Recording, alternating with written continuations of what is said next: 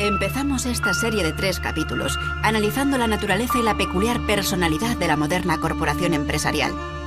En el segundo capítulo vimos cómo la corporación extendía su influencia a todas las esferas de la vida. En este último capítulo analizaremos la indiferencia histórica hacia la democracia que ha mostrado la corporación y los riesgos a los que se enfrentan los movimientos antiglobalización al plantar cara a la institución dominante.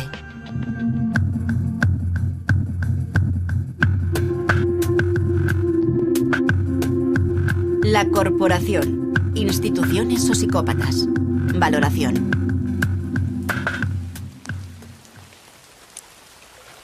La posibilidad de que en 2025 2/3 partes de la población mundial no tengan acceso a agua potable ha provocado las primeras confrontaciones por el control del recurso más básico del planeta.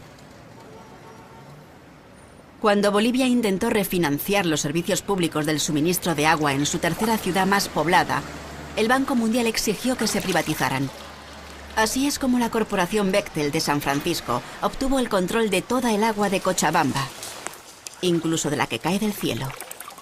Esta ley, este contrato, prohibían a la gente acumular el agua de la lluvia. Por lo tanto, el agua de la lluvia también se privatizaba. La factura de agua le daba un valor legal a la empresa para que pueda apropiarse de su propiedad, de su vivienda, rematando la misma. La gente debía optar por una decisión de comer menos, pagar del agua, pagar por los servicios básicos, dejar de mandar a los niños a la escuela, no asistir a los hospitales y curarse en la propia casa, o en todo caso, gente jubilada, por ejemplo, que tiene una renta muy baja, debería buscar trabajo en las calles. Es el gobierno boliviano que ha obedecido, los mandatos que le ha hecho el Banco Mundial. Pero en última instancia, quienes son los responsables de todo esto son las empresas transnacionales que han ido a intentar lucrar con lo poco que tiene el pueblo cochabambino, han intentado ganar dinero con el poco excedente que pudiera generarse en Cochabamba. Los gobiernos en nuestros países lamentablemente son instrumentos de estas empresas.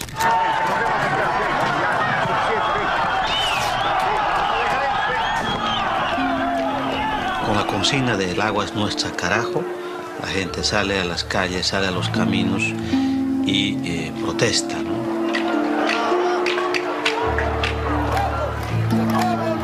El precio que pagó este castigado país por los préstamos del Banco Mundial fue la privatización de la industria petrolífera estatal, la de su compañía aérea, de ferrocarril, eléctrica y telefónica. Pero el gobierno no consiguió convencer a los bolivianos de que el agua es una materia prima como cualquier otra. Entonces, ahí sí vimos que el gobierno defendía los intereses de la transnacional Bechtel, porque la gente quería agua, no gases. La gente quería justicia y no balas.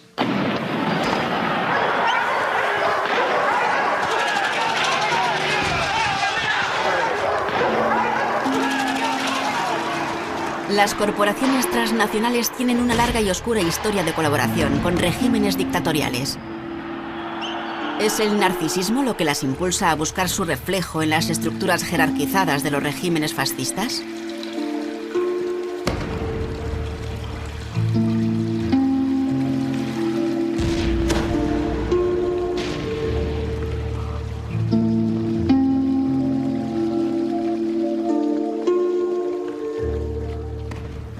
Hubo una conexión interesante entre la ascensión del nazismo en Europa y la toma de conciencia respecto al poder de las corporaciones por parte de los movimientos políticamente radicalizados, porque se acabó reconociendo que el fascismo creció en Europa con la ayuda de las grandes corporaciones.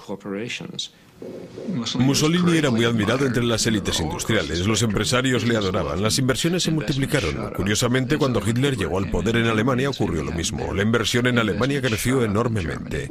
Hitler tenía las masas obreras bajo control, se dedicó a deshacerse de los elementos izquierdistas peligrosos, las oportunidades de inversión mejoraron, no había problemas, eran países maravillosos.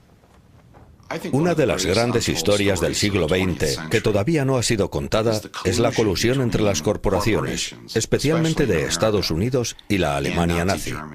En primer lugar, las corporaciones estadounidenses ayudaron de forma esencial a reconstruir Alemania, apoyando la primera etapa del régimen nazi. Y luego, cuando estalló la guerra, encontraron la forma de que todo continuara igual. Así, General Motors pudo mantener Opel en funcionamiento. Ford conservó sus negocios. Y una compañía como Coca-Cola, que no pudo mantener Coca-Cola en Alemania, creó Fanta Naranja para los alemanes. Y así es como Coca-Cola consiguió generar ingresos en Alemania. Por eso, cuando bebes Fanta Naranja, estás bebiendo el refresco nazi que fue creado para que Coca-Cola pudiera seguir ganando dinero mientras morían millones de personas. Cuando Hitler alcanzó el poder en 1933, su objetivo era desmantelar y destruir a la comunidad judía. Pero se trataba de una empresa de tal envergadura que para llevarla a cabo necesitaba la ayuda de una computadora, y en 1933 no había computadoras. Lo que existía era el sistema de perforación de tarjetas de IBM, que controlaba y almacenaba información basándose en los agujeros que eran perforados en varias filas y columnas de las tarjetas. Naturalmente no podían comprarse programas de software como hoy. Cada aplicación estaba diseñada a medida y un ingeniero tenía que configurarla personalmente. Fueron las máquinas de IBM y el sistema de tarjetas perforadas los que permitieron que se ejecutara el programa de exterminio ideado por los nazis. Con este sistema, cientos de miles de judíos y de otros enemigos del Reich se vieron obligados a trabajar hasta morir. Dependiendo de su localización y de su capacidad laboral, se fueron moviendo de lugar en lugar hasta acabar convertidos en mano de obra esclava. Todo esto lo facilitaron las máquinas de IBM. Luego está el caso de los campos de concentración, que es un caso muy especial. Millones de personas de todas las religiones, nacionalidades y características pasaron por el sistema de campos de concentración. Había cientos de campos y miles de subcampos. Para dirigirlos se necesitaba un programa de gestión de tráfico descomunal que exigió la existencia de un sistema de IBM en todas las rutas de ferrocarril y en cada campo de concentración.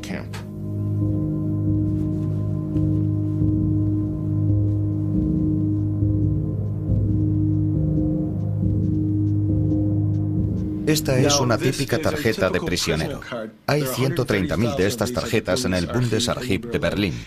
Y el archivero creía que no tenían ninguna relación con las tarjetas perforadas, pero después de examinarlas con detenimiento, vimos que había pequeñas casillas en las que había que perforar la información.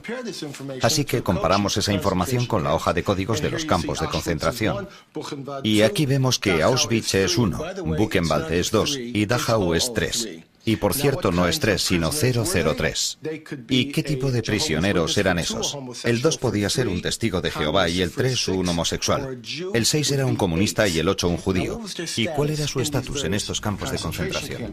1 significaba liberado, 2 trasladado, 4 ejecutado. El 5 se había suicidado y el 6, el código 6 era Sonderbehandlung, tratamiento especial, lo que significaba la cámara de gas o a veces una bala.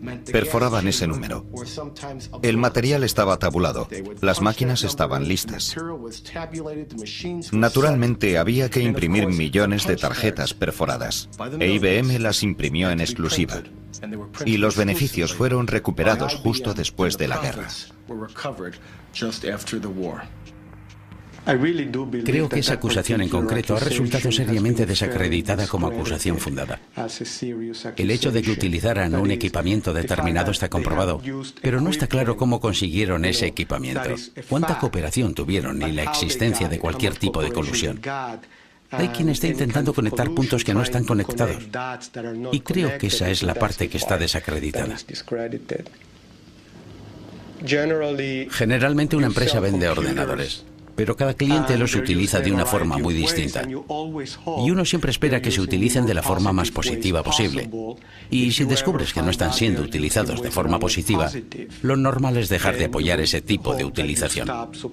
Pero ¿sabes siempre cómo se utilizan? ¿Puedes saberlo en todas ocasiones? ¿Puedes descubrirlo siempre? Naturalmente, IBM afirma que no tenía ningún control sobre su filial alemana, pero el 9 de octubre de 1941 se escribió una carta directamente a Thomas J. Watson en la que se referían todo tipo de detalles sobre las actividades de la filial alemana de IBM. No les vendieron ninguna de esas máquinas, todas fueron cedidas por IBM, y su mantenimiento se realizaba sobre el terreno una vez al mes, incluso cuando estaban en campos de concentración como Dachau o Buchenwald. Este es un contrato típico entre IBM y el Tercer Reich, redactado en 1942. El contrato no es con una filial de IBM en Holanda ni con la filial alemana, es con la corporación IBM en Nueva York. Verá, la verdad es que conozco esa historia. He hablado de ella más de una vez con el viejo señor Watson. Y yo estuve allí en aquellos años. No estoy diciendo que el señor Watson no supiera que el gobierno alemán utilizaba tarjetas perforadas. Es probable que lo supiera. Después de todo, tenía muy pocos clientes. Watson no quería hacerlo, pero no porque pensara que fuera o dejara de ser inmoral, sino porque Watson, que tenía un fino olfato para las relaciones públicas, pensaba que era arriesgado. No debería sorprendernos que la sed de hacer negocios de la corporación prime sobre su lealtad a una bandera. Un reciente informe del Departamento del Tesoro de Estados Unidos revela que solo en una semana 57 corporaciones estadounidenses fueron multadas por comerciar con enemigos oficiales de Estados Unidos, incluyendo terroristas, dictadores y regímenes despóticos.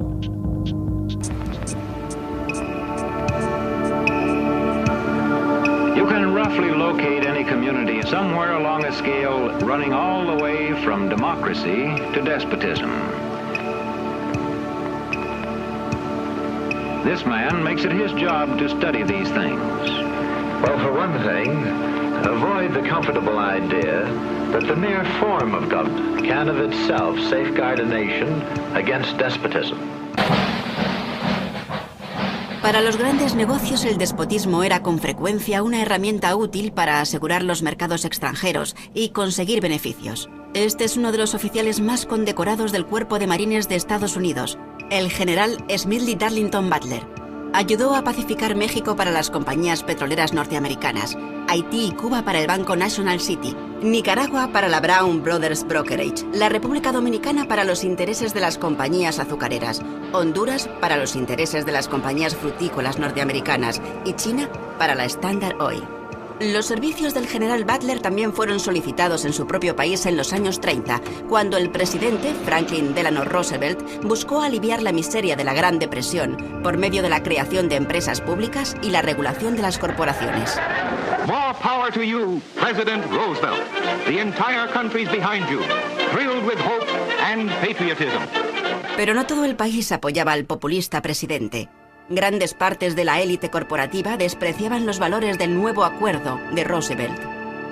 Así, en 1934, un grupo de conspiradores intentó involucrar al general Butler en un acto de traición. The plan as outlined to me was to form an organization of veterans, to use as a bluff or as a club at least, to intimidate the government. Pero los conspiradores corporativos habían elegido al hombre equivocado. Butler estaba cansado de ser lo que él denominaba un gángster del capitalismo. I appeared before the Congressional Committee, the highest representation of the American people, under subpoena to tell what I knew of activities, which I believe might lead to an attempt to set up a fascist dictatorship. The upshot of the whole thing was that I was supposed to lead an organization of 500,000 men, which would be able to take over the functions of government. Un comité del Congreso encontró pruebas de un plan para derribar a Roosevelt. Según Butler, la conspiración incluía a representantes de algunas de las principales corporaciones estadounidenses, entre ellas JP Morgan, DuPont y Goodyear Tire. Como sabe el actual presidente de Goodyear Tire, las corporaciones ya no necesitan dar un golpe de Estado para controlar un gobierno. Las corporaciones se han hecho globales. Y al ser globales, los gobiernos han perdido algo de control sobre ellas. Independientemente de que una corporación pueda ser de fiar o no, los gobiernos de hoy no tienen sobre las corporaciones ni el poder que tenían antes, ni la influencia que tenían hace 50 o 60 años. Y ese es un gran cambio. Ahora los gobiernos han perdido mucho poder comparado con el que tenían antes. El capitalismo de hoy manda en las altas esferas y ha desplazado a la política y a los políticos de los centros de poder. Los capitalistas son los nuevos sumos sacerdotes y los oligarcas reinantes de nuestro sistema. Así, el capitalismo y sus principales protagonistas, los consejeros delegados de las corporaciones, han ganado un poder y una influencia sin precedentes. Con esto no quiero negar la importancia de gobiernos y políticos, pero ellos son los nuevos sumos sacerdotes. En 1998 fui invitado a Washington para asistir a una reunión organizada por una agencia de seguridad nacional llamada el Consorcio del Pensamiento Crítico. Recuerdo que entré en una sala y al echar un vistazo a la gente que estaba allí, vi que en una parte de la sala estaba la CIA, la NSA, la DEA, el FBI, aduanas y el Servicio Secreto. Y en la otra parte estaban Coca-Cola, Mobil Oil, GTE y Kodak. Y recuerdo que pensé, en estos momentos estoy en el epicentro de la industria de inteligencia. Esta es la realidad. Aquí es donde estamos. No es que la línea se esté difuminando. La línea ha desaparecido.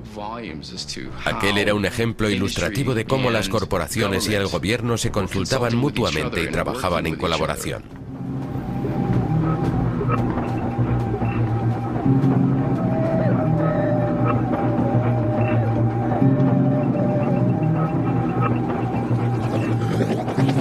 Mientras 34 países del hemisferio occidental se reunían para llegar a un acuerdo comercial de largo alcance que pusiera las bases para la privatización de todos los recursos y servicios imaginables, miles de personas pertenecientes a cientos de organizaciones antiglobalización manifestaron su oposición en las calles. Los principales empresarios de Canadá y sus representantes comerciales no prestan atención al descontento de la calle. Para ellos, los 800 millones de habitantes de América hablan con una sola voz.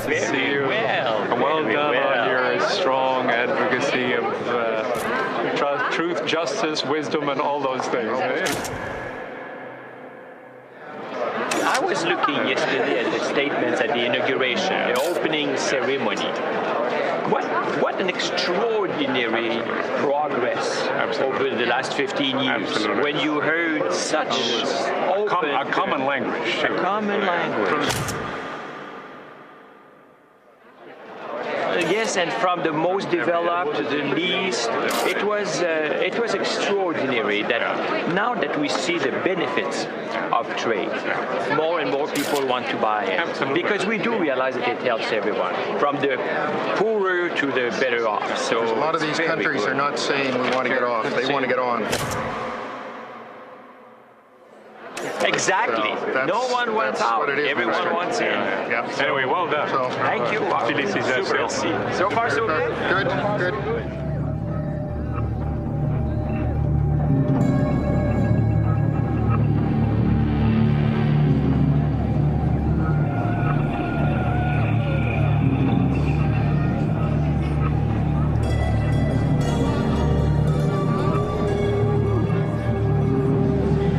I'm inside and this is all outside, so that's the way it is.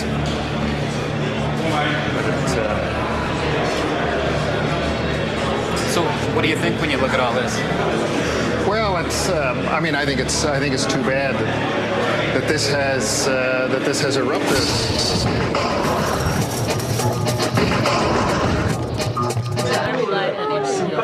Let's see.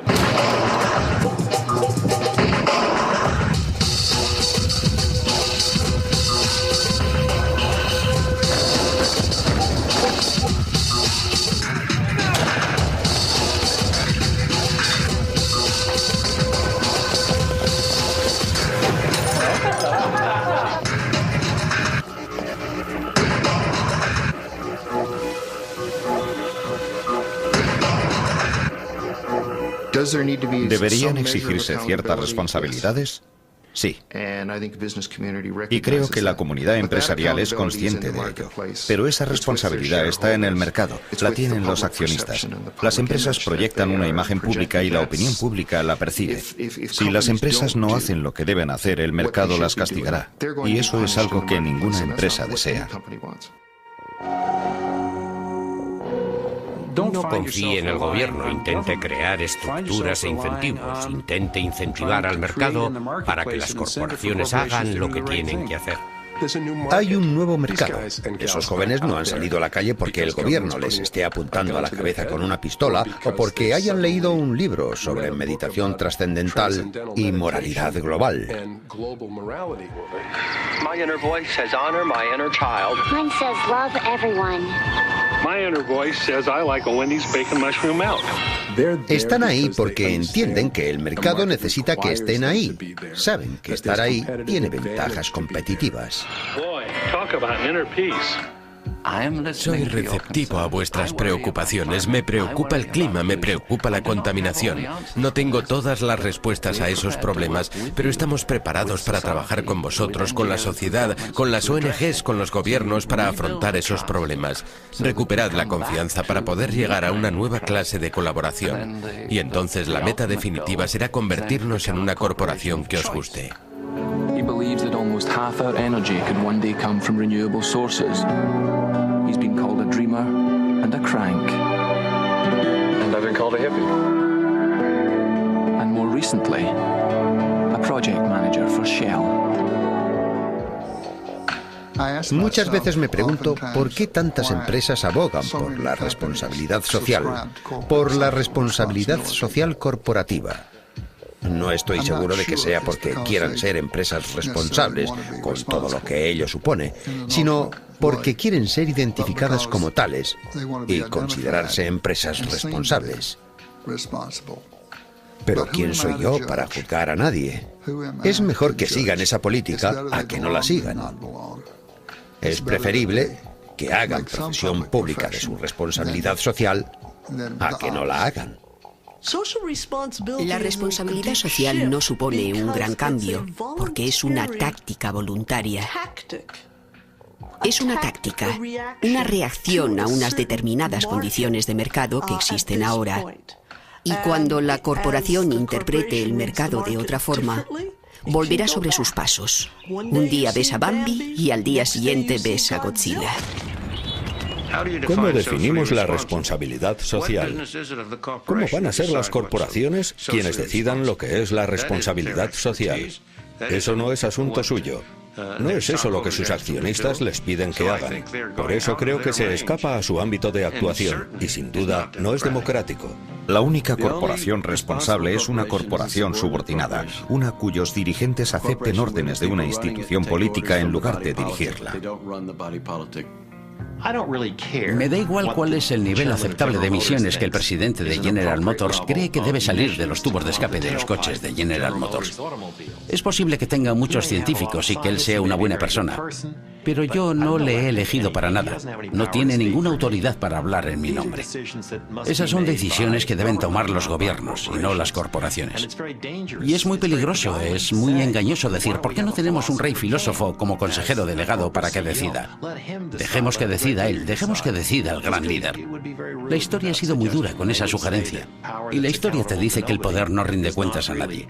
Y ese no es un poder que podamos tolerar en este mundo. Si llevamos esto a sus conclusiones lógicas, obtendríamos la imagen de que estamos al final del mundo, rodeados de oscuridad.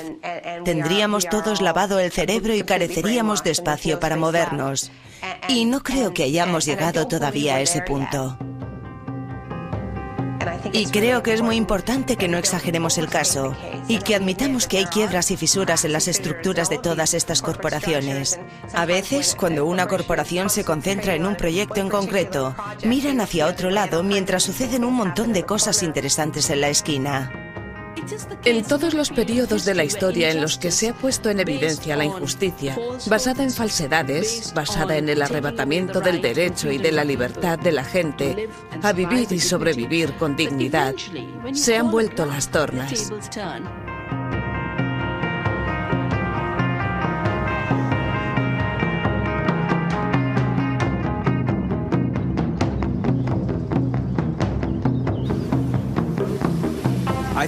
Creo que es demasiado simple decir, deshagámonos de todas las corporaciones. Así se solucionarán los problemas del mundo.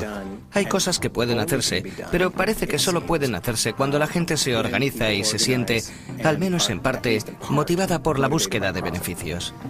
Por eso, en mi opinión, esto es cuestión de tendencias que se han escapado a nuestro control o de influencias que han ido más allá de las fronteras de lo legítimo. La clave son las relaciones entre los seres humanos y nuestras instituciones. Creo que el gobierno debería controlar estrechamente a esas corporaciones, vigilar su comportamiento y decirles qué es lo que pueden hacer. Y la gente diría, bueno, ese es un gobierno distinto.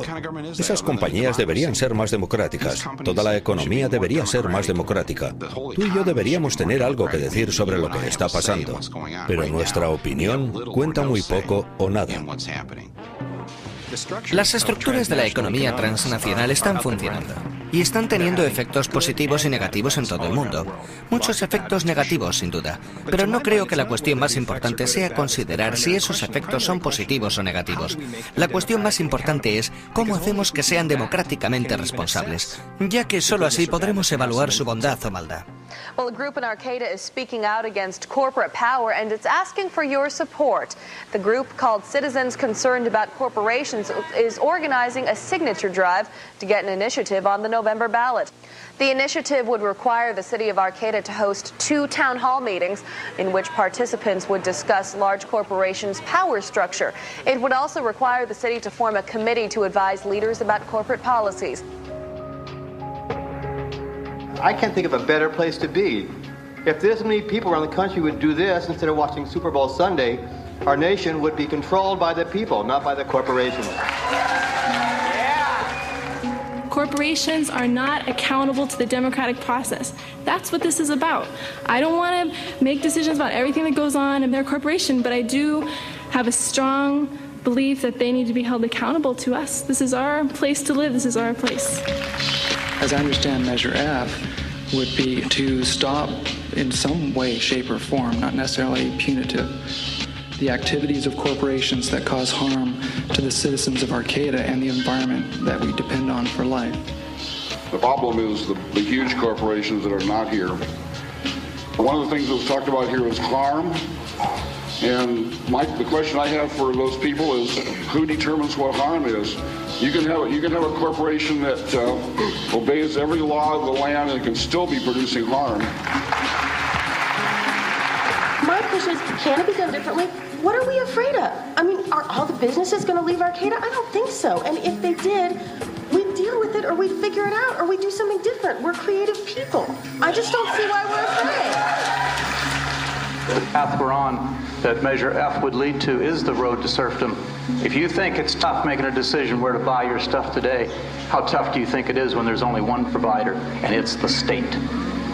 And by the way, you don't get to have this little democracy forum in those communities either. This issue that we are in some way proposing central government control or socialism really is absurd. What we're proposing is democratic authority over corporations. I think the better way is a boycott. If we don't like, a certain product, if we don't like Pepsi-Cola or Bank of America, or if you don't like what they do, don't use them. That's the way I see the, people's power is. You have a lot more money than me. You have more votes than I do. If we use the model of boycott and voting with your dollars, that's an undemocratic situation.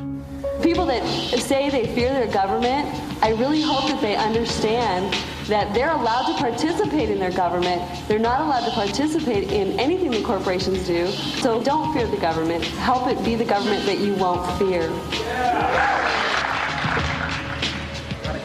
This is beyond my wildest dreams. To see people talking to each other as if there's something we could do, as if we could figure something out, No more chain restaurants in Arcata after a long-awaited decision by the city.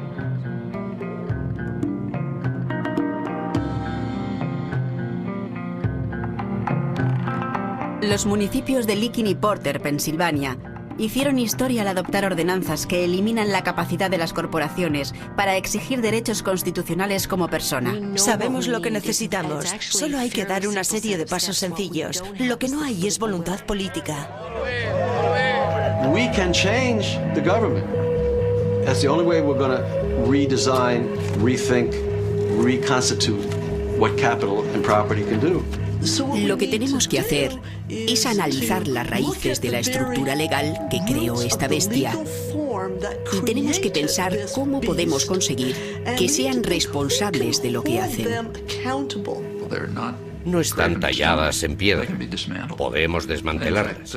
De hecho, la mayoría de los estados tienen leyes que exigen que sean desmanteladas. For too long now, giant corporations have been allowed to undermine democracy here in the United States and all over the world. But today, the National Lawyers Guild and 29 other groups and individuals are fighting back. We are calling upon State Attorney General Dan Lundgren to comply with California law and to revoke the corporate charter of the Union Oil Company of California for its repeated and grievous offenses. We have amidst us giant corporations who are repeat offenders year after year, decade after decade. This is a statute that is well known. It has been used. It can be used. What this will mean is the dissolution of the Union Oil Company of California, the sale of its assets under careful court orders to others who will carry on in the public interest.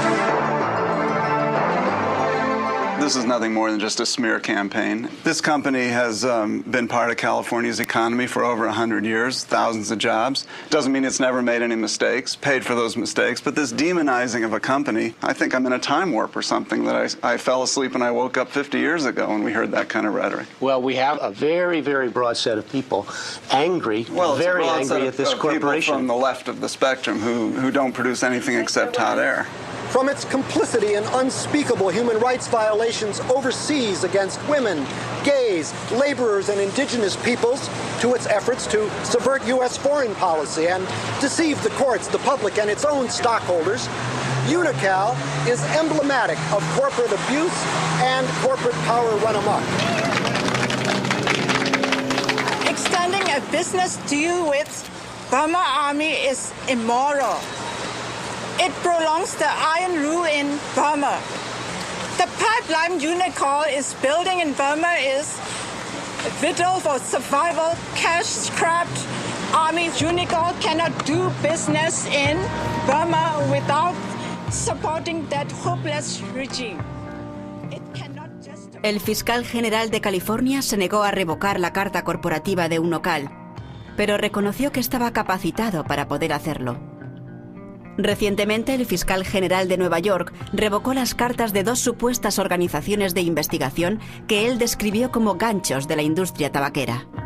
El comercio y el gobierno no son instituciones primarias, sino secundarias. Ambas derivan de la institución primaria, que es la cultura en la que vive la gente. Llegar a comprender esto es la clave de este debate acerca de la globalización. Si podemos empezar a restablecer la cultura como el centro en el que reside el poder de la gente, entonces las corporaciones tendrán un rol que desempeñar y habrá un rol para el gobierno, pero esos roles tendrán que tener en cuenta y no dominar el lugar en el que la gente cuenta su historia y en el que vive según los valores de su comunidad.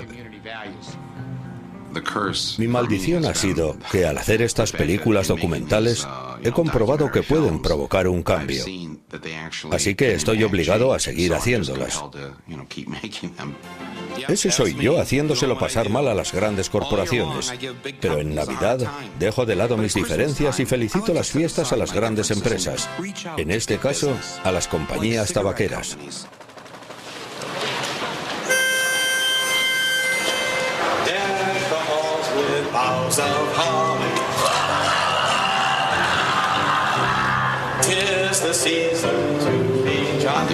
La horrible verdad, salía una persona cuya compañía del seguro sanitario se negaba a pagarle un trasplante de páncreas. Aunque estaba claro que tenían que pagárselo, no pensaban hacerlo, iban a dejar que muriera. Nosotros nos presentamos con las cámaras y preparamos el ensayo del funeral ante la sede central de esa corporación. He was a great guy, he had a lot of integrity, a rich sense of humor. And in fact, I remember something that he often used to say. was he used to say? Just want a pancreas. He used to say, I just want a pancreas. Y en cuestión de 3 días, la empresa cambia de opinión y dice, muy bien, le pagaremos el trasplante. Lo que significa que hay personas que viven gracias a este tipo de trabajo.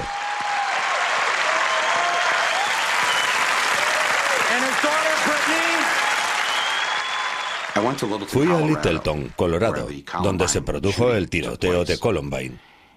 Y cuando llegué me enteré de cuál es el principal trabajo de los padres de los chicos que estudiaban en el instituto de Columbine. La mayoría de la población de Littleton, Colorado, trabaja para Lockheed Martin fabricando armas de destrucción masiva. Pero ellos no ven la relación que hay entre lo que hacen para ganarse la vida y lo que hacen sus hijos en la escuela, o lo que hacían en la escuela. Estaba pensando en ellos cuando caí en la cuenta, y así se lo dije a mi esposa, que los dos éramos hijos de trabajadores de la industria automovilística de Flint, Michigan. Y no había nadie en Flint, incluyéndonos a nosotros, que se detuviera a pensar que lo que hacíamos para ganarnos la vida, fabricar automóviles, es probablemente el principal motivo por el que se van a derretir los casquetes polares y terminar con la civilización tal y como la conocemos ahora. La gente piensa, trabajo en una línea de montaje fabricando coches. Lo que hago es bueno para la gente y para la sociedad. Los coches permiten que la gente se traslade de un lugar a otro, pero nunca pensamos de un modo más amplio en la responsabilidad de lo que hacemos. En última instancia, nosotros, como individuos, tenemos que aceptar la responsabilidad de nuestras acciones colectivas y el daño global que provocan en nuestro mundo. Podemos utilizar muchas herramientas para recuperar la comunidad, pero lo importante no son las herramientas. Existen los litigios, la legislación, incluso la acción directa. Está la educación, el boicot, las inversiones sociales.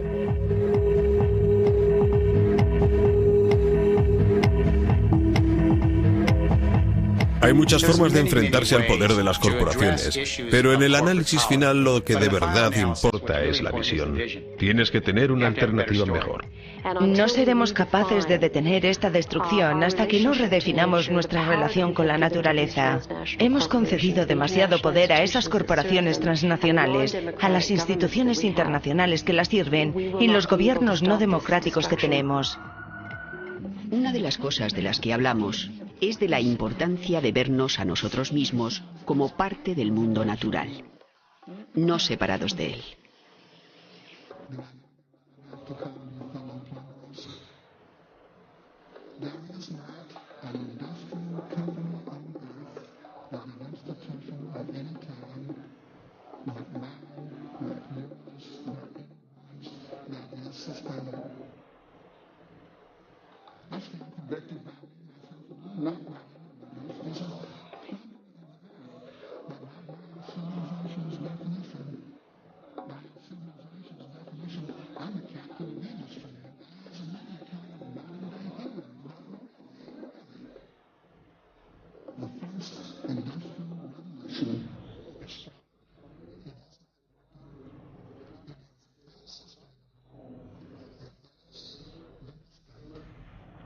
And we must move on to another and better industrial revolution and get it right this time. Cuando pienso en cómo podría ser visualizado una organización de gente comprometida en conseguir un objetivo, y ese objetivo es no causar daño, veo a una empresa que ha cortado el cordón umbilical que le unía a la Tierra para extraer sus materias primas. Utiliza materias primas que ya han sido extraídas de la mina y las utiliza una y otra vez, utilizando en ese proceso energías renovables. What progress have we made? From 1995 to 1996, our sales increased by $200 million. The amount of material that we extracted from the earth to feed our factories was essentially the same 1.2 billion pounds as in 1995. In other words, the $200 million of incremental sales came with no additional extracted throughput. That is, at practically no additional cost to Earth. It is perhaps the first $200 million of truly sustainable business in the history of industry. Ese es nuestro plan. Nuestro plan sigue siendo escalar el monte Sostenibilidad. Esa montaña es más alta que el Everest, infinitamente más alta que el Everest, mucho más difícil de escalar. En su cumbre no hay huellas de pisadas, pero antes de morir, quiero llegar a esa cumbre y otear el horizonte desde allí. 3.000 millones de personas siguen viviendo en la pobreza, y la mitad de esos pobres son niños. El capitalismo lo está haciendo bien, pero se está olvidando de mucha gente. Y creo que debemos preocuparnos de que la distancia entre pobres y ricos no aumente. El capitalismo siempre planta su pie en alguna parte. Y podemos hacerle responsable de lo que sucede en ese lugar si estamos preparados para ello. Me gustaría que los trabajadores de esas corporaciones tuvieran algo que decir respecto a lo que está ocurriendo, que tuvieran una estructura más democrática y que no fuera solo el Consejo de Administración o un par de ejecutivos quienes decidan. Estábamos en Honduras y algunas trabajadoras jóvenes que sabían cuál era el objeto de nuestra visita se acercaron a nosotros. Nos dijeron que las condiciones de trabajo en su fábrica eran horribles y que querían reunirse con nosotros. A nosotros nos pareció bien, pero en un país en vías de desarrollo no puedes presentarte con un cuaderno de notas en una fábrica y ponerte a entrevistar a los trabajadores. Hay matones, espías, está la policía militar. Hay que hacerlo todo de forma clandestina. Entonces les dije, seguid esta carretera y a 100 metros hay una taberna, allí nos reuniremos. Estábamos a punto de empezar cuando aparecieron 3 individuos con pinta de duros. La empresa se había enterado de nuestra reunión y había enviado unos espías. Entonces las mujeres dicen que no podríamos reunirnos, que teníamos que cancelar la reunión porque el jefe iba a enterarse de todo y que iban a quedarse sin trabajo o algo peor. Obviamente la reunión no se celebró, pero aquellas jóvenes eran muy inteligentes. Mientras iban saliendo sin que les vieran los espías, empezaron a poner la mano debajo de la mesa. Yo también puse mi mano debajo de la mesa y ellas empezaron a darme resguardos de nóminas para que supiéramos quiénes eran, cuánto cobraban y las etiquetas que hacían en su fábrica, para que supiéramos para quién trabajaban. Cuando se fueron saqué la mano de debajo de la mesa y en la palma de mi mano estaba la cara de Kathie Lee Gifford. Pero lo más interesante es lo que pone en la etiqueta. Una parte de los beneficios por la venta de esta prenda serán donados a varias organizaciones benéficas infantiles. Es conmovedor, te llega al corazón. Walmart y la señora Gifford te están diciendo que si compras estos pantalones ayudarás a los niños. El problema es que las chicas que nos dieron esta etiqueta tenían 13 años. Por cierto, la señora Gifford me ha prohibido hablar de ella, pero no puedo evitarlo, así que he hecho una ampliación y la llevo conmigo. Al principio, Walmart y Kathie Lee Gifford me dijeron ¿por qué debemos creerle cuando nos dice que trabajan niños en esa fábrica? Lo que no les dijimos es que Wendy Díaz, aparece aquí en el centro de esta foto, estaba en un avión con destino a Estados Unidos. Esta es Wendy Díaz. Wendy llega a Estados Unidos, es imparable.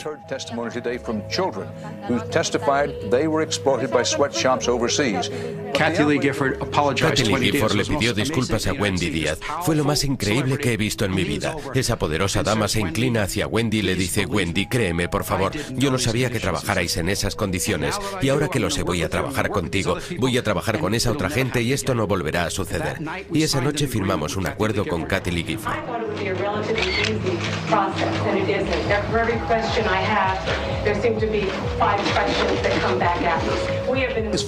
En lo referente a Walmart y a Kathie Lee, todo giraba en torno a las condiciones de trabajo de esas fábricas. Pero como este tema salió en televisión durante semanas, el incidente con Kathie Lee Gifford llevó la polémica de esas fábricas en las que se explota a los niños hasta el último rincón del país. Y después de eso no hay una sola persona en este país que no haya oído hablar de la explotación infantil ni de los salarios de miseria que cobran. Y estamos preparando una campaña. Si las marcas están protegidas, también deberían estarlo los niños de 16 años que trabajan para esas marcas. Me parece perfecto que la marca esté protegida por las leyes de la propiedad intelectual o por la Organización Mundial del Comercio, pero esos chicos de 16 años tienen que estar tan protegidos como las marcas. Varios años después de la controversia con Walmart, los bolsos de Kathie Lee los seguían haciendo trabajadores chinos que cobraban 2,5 céntimos a la hora. Presionada por el Comité Nacional de Trabajo, la empresa Gap permitió la supervisión independiente de sus fábricas en El Salvador, convirtiéndose así en la primera corporación transnacional en permitirlo. Debemos dejar claro que hay ciertas cosas que no deberían poder comprarse ni venderse. No todo tiene un precio. El ser humano no tiene un precio. Lo hicimos en su momento y se llamó esclavitud. Y el mercado no se desplomó un día. Nadie dijo, vendamos a los esclavos, abandonemos este negocio. Fue necesario un inmenso movimiento social mundial para lograr la abolición del comercio de esclavos y finalmente de la esclavitud. ¿Y qué es lo que hicimos? Sacamos una materia prima, el ser humano, del mercado, porque dijimos que había una orden moral. Y eso es más importante que los mercados. Empecé esta fase de mi vida en 1987. Mi sensibilidad respecto a este tema nació cuando las propias grandes corporaciones nos dijeron que para finales del siglo XX, 5 empresas controlarían nuestros alimentos y nuestra salud por medio de patentes, ingeniería genética y fusiones corporativas. En la ronda Uruguay del Tratado del GATT, los derechos de propiedad intelectual y las patentes se convirtieron en objetos de comercio mundial. Fue entonces cuando decidí que era en esto en lo que debía trabajar porque afectaba la fibra más importante de nuestra existencia moral. A lo largo de esta última época hemos ido ganando terreno. Y cuando digo hemos, me refiero a la gente normal comprometida con el bienestar de toda la humanidad. A todas las personas independientemente de su género, clase, raza y religión. A todas las especies del planeta. Entre todos conseguimos llevar a los tribunales al país más poderoso del mundo y a una de las compañías químicas más grandes del planeta por el caso de NIM. Y ganamos el caso. La patente concedida a NIM por W.R. Grace y el gobierno de Estados Unidos fue revocada en el juicio que planteamos junto a los verdes del Parlamento Europeo y el Movimiento Internacional de Agricultura Orgánica. Ganamos porque trabajamos juntos. Hemos anulado casi el 99% de la patente para el arroz basmati de Raistec. Una vez más, lo conseguimos porque trabajamos como si fuéramos una coalición internacional. Mujeres mayores en Texas, científicos en la India, sentadas de activistas en Vancouver organizadas por un pequeño grupo de acción basmati. Cuando los países desafían el ADPIC y piden la revisión y el cambio del acuerdo, utilizan el lenguaje de la biopiratería. Conseguimos que los países del tercer mundo dejaran de ser considerados piratas y demostramos que los piratas eran las corporaciones.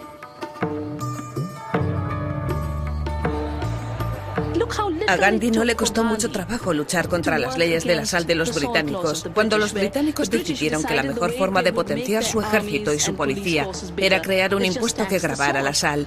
Y todo lo que hizo Gandhi fue ir a la playa, recoger sal y decir, la naturaleza nos da la sal gratis, la necesitamos y siempre la hemos hecho nosotros.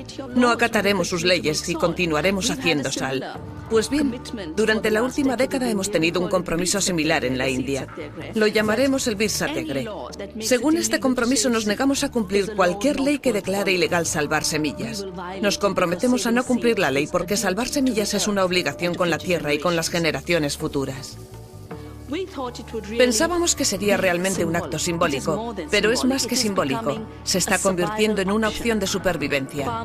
Los campesinos que cultivan sus propias semillas, que salvan sus propias semillas y no compran pesticidas, consiguen 3 veces más ingresos que los campesinos que dependen de las compañías químicas, que dependen de Monsanto o Cargill. Hemos conseguido crear alternativas que funcionan para la gente. ¿No deberíamos empezar por reexaminar cuál es el objetivo de esta empresa? Y si la respuesta continúa siendo la búsqueda de beneficios y la ganancia de los accionistas, la respuesta no será lo suficientemente satisfactoria. Hay un viejo chiste muy bueno. 2 economistas están mirando un puñado de fórmulas escritas en una pizarra y uno de ellos dice, ¿sabes? Creo que este modelo funcionaría mejor si excluyéramos a las personas. A los economistas, especialmente a los de derechas, les gusta decir que hay un modelo de comportamiento racional de interés personal que define a la raza humana, al deseo humano. Pero naturalmente lo que ellos no pueden tolerar en ese modelo es una desviación de lo que ellos denominan interés personal racional, algo que que sucede constantemente. Tenemos que complicar el modelo.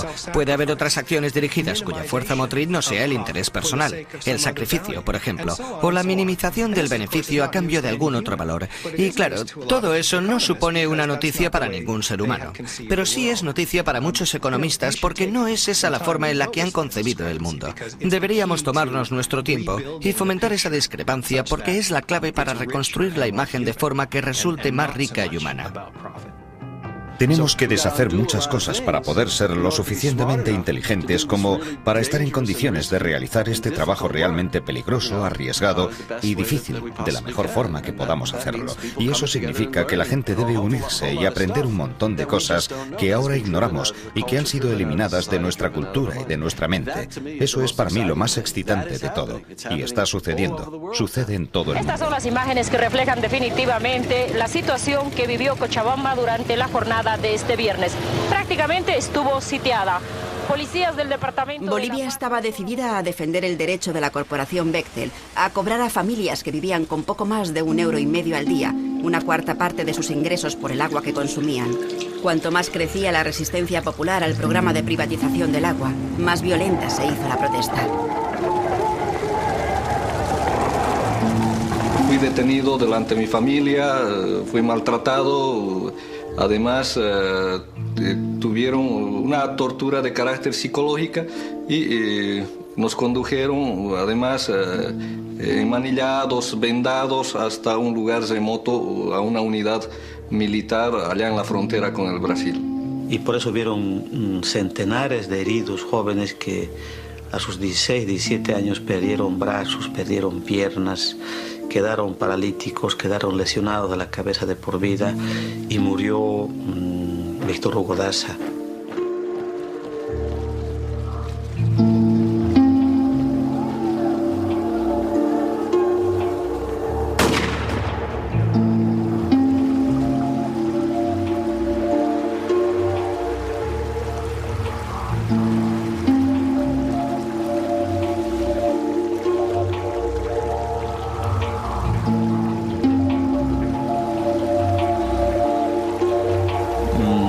En principio yo me preocupaba por mi familia, pero mi familia está preparada para cualquier eventualidad y yo mismo estoy preparado para aquello y he perdido el miedo como el pueblo ha perdido. No tengo miedo a morir, pero sí quisiera vivir un tiempo más para poder seguir peleando. En cierto momento de la lucha, en el momento más culminante, el ejército se acuarteló. La policía también no salió de su cuartel, los congresistas desaparecieron, el gobernador se ocultó, renunció el gobernador, no había autoridad legal, la única autoridad legítima era el pueblo que estaba en un cabildo, que estaba en la plaza y que tomaba las decisiones en grandes asambleas y al final decidió sobre el agua. Y creo que la gente, los jóvenes y los viejos de mucho tiempo pudimos saborear, digamos, pudimos saciarnos de esa sed de democracia. ¡Y así lo hemos conseguido, compañeros! Hemos heredado una empresa, como toda empresa pública, con problemas técnicos, con problemas financieros, con problemas legales y con problemas administrativos. Nos estamos enfrentando.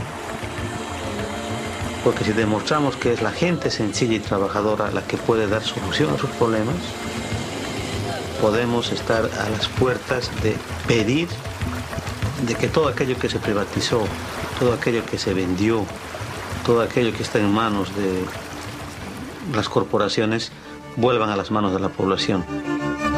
A través de un tribunal secreto del Banco Mundial, Bechtel pidió 20 millones de euros en compensación por sus pérdidas en Bolivia. La victoria sobre Bechtel costó 6 muertos y 175 heridos, incluyendo 2 niños a los que el gas lacrimógeno dejó ciegos. Inspirados por el ejemplo de Bolivia, movimientos populares de todo el mundo continúan resistiéndose con éxito a programas de privatización del agua. A veces me sorprende lo eficaces que podemos llegar a ser. Después de derrotar a Gap, pasé por delante de una de sus tiendas y pensé, Dios mío, hay alrededor de 2000 tiendas de estas por todo el país. Mira todo ese cemento, ese cristal, todos esos dependientes, esa ropa, ese poder. Pero aún así puedes influir en esas corporaciones. Lo que haces puede afectarles. Yo creo que sí se están ganando pequeñas batallas en el mundo, pero yo creo que la gente está perdiendo la guerra. En eso sí, yo veo el futuro, el presente y el futuro para nuestros hijos muy oscuro. Pero confío en la capacidad de reflexión, en la capacidad de indignación y en la capacidad de rebelión de la gente. A 15 compañías les gustaría controlar las condiciones de nuestra vida. Y millones de personas están diciendo no solo que no les necesitamos, sino que nosotros podemos hacerlo mejor que ellos. Vamos a crear sistemas que alimentan a la Tierra y alimentan a los seres humanos. Y no se trata de experimentos marginales, son los pilares de un gran número de comunidades repartidas por todo el mundo. Ahí es donde está el futuro. Yo no creí que íbamos a ganar, yo no pensé que la empresa se iba a ir. Para mí era imposible. Y muchos opinaban así.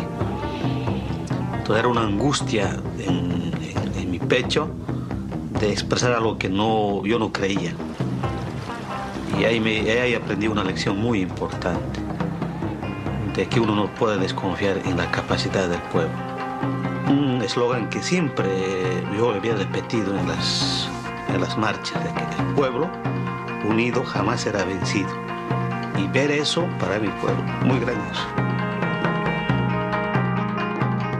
Siempre he considerado muy irónico que yo sea capaz de hacer todo esto. Salgo en la televisión. Mis películas son distribuidas por estudios propiedad de grandes corporaciones. ¿Por qué me hacen publicidad cuando me estoy oponiendo a todo lo que ellos representan? Porque yo dedico mi tiempo y mi dinero a oponerme a lo que ellos creen. Y la razón es que ellos no creen en nada. Me hacen publicidad porque saben que hay millones de personas que quieren ver mis películas o que quieren verme en televisión y saben que ganan dinero con ello. Y yo he podido hacer lo que me he propuesto porque me estoy aprovechando de una gran debilidad del capitalismo, la debilidad de la codicia. Se dice que un rico te vendería hasta la cuerda con la que va a colgarse si creyera que iba a ganar dinero con ello. Pues bien, yo soy esa cuerda. Espero, soy parte de esa cuerda. Y también creen que cuando la gente ve las cosas que hago, o ve este documental o lo que sea, bueno, creen que la gente verá esas películas y no hará nada porque ellos han hecho un trabajo excelente a la hora de dormir su conciencia y anularles como personas. La gente no se sentirá aludida y no se levantará del sofá para emprender una acción política. Están convencidos de eso, y yo estoy convencido de lo contrario. Estoy convencido de que algunas personas saldrán de este cine o se levantarán del sofá y harán cualquier cosa para conseguir recuperar este mundo.